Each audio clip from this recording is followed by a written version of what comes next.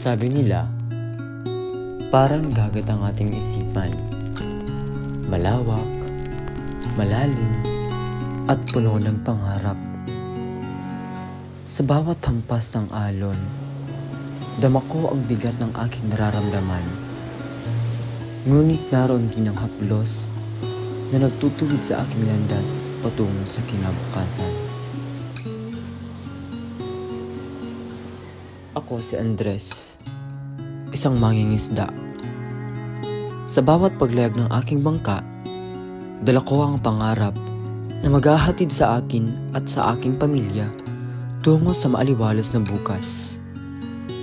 Simple lang ang buhay, laging nakamasid sa dalampasigan, naghahanap ng yaman upang may mabenta bawat araw.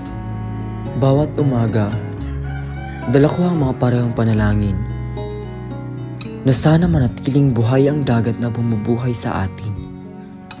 Sa bawat hampas ng alon, naririnig ko ang tinig ng ama, ng mga inang umaasa, ng mga batang nangarap.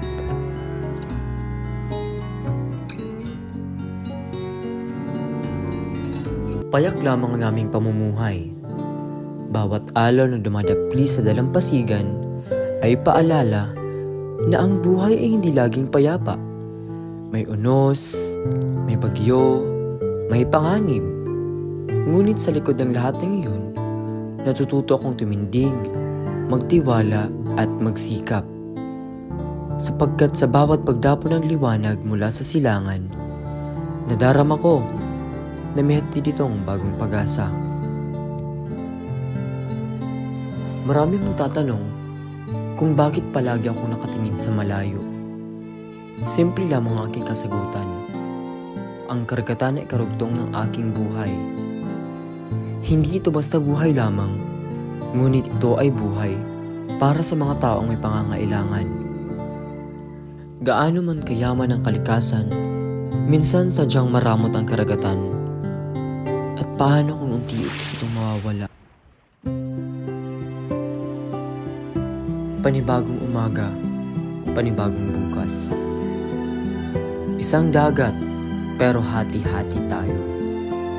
May nangingisda para pawiin ang gutom, at may nangingisda para sa bulsa ng iilan. Habang may nagbabantay sa ating baybayin, napakayaman talaga ng ating karagatan. Dapat lang itong pahalagahan. Pero hindi ba't kapag bumangon ng bawat isang mangingisda, iisa ang alon na ating kayang likhain?